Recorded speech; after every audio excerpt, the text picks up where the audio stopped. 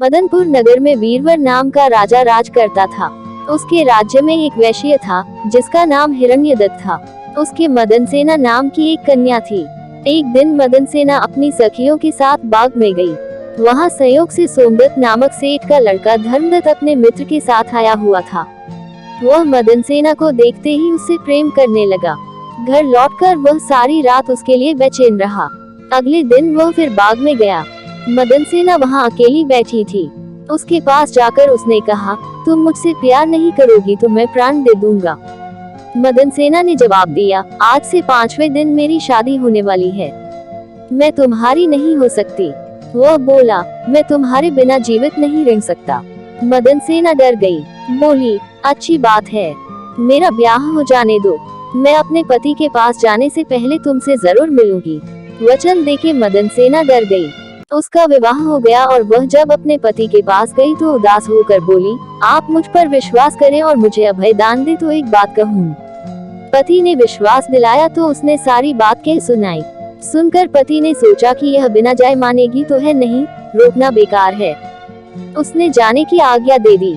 मदनसेना अच्छे अच्छे कपड़े और गहने पहन कर चली। रास्ते में उसे एक चोर मिला। उसने उसका आंचल पकड़ लिया। मदनसेना ने कहा, तुम मुझे छोड़ दो, मेरे गहने लेना चाहते हो तो लो। चोर बोला, मैं तो तुम्हें चाहता हूँ। मदनसेना ने उसे सारा हाल कहा, पहले मैं वहाँ हो आऊँ, तब तुम्हारे पास आऊंगी।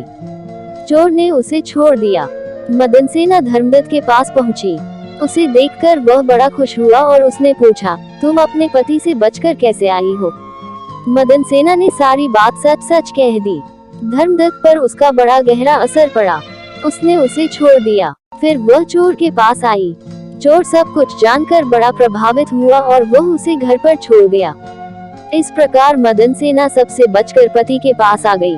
पति ने सारा हाल कह सुना तो बहुत प्रसन्न हुआ और उसके साथ आनंद से रहने लगा। इतना कहकर बेताल बोला, हे राजा, बताओ पति, धर्मदत्त और चोर, इनमें से कौन अधिक त्यागी है? राजा ने कहा, चोर। मदनसेना का पति तो उसे दूसरे आदमी पर रुझान होने से त्याग देता है। धर्मदत्त उसे इसलिए छोड़ता है कि उसका मन बदल गया था। फिर उसे यह डर भी रहा होगा कि कहीं उसका पति उसे राजा से कहकर दंड न दिलवा दे। लेकिन चोर का किसी को पता न था, फिर भी उसने उसे छोड़ दिया। इसलिए वह उन दोनों से अधिक त्यागी था। हमारी स्टोरी पसंद आई है तो लाइक, शेयर एंड सब्सक्राइब करें।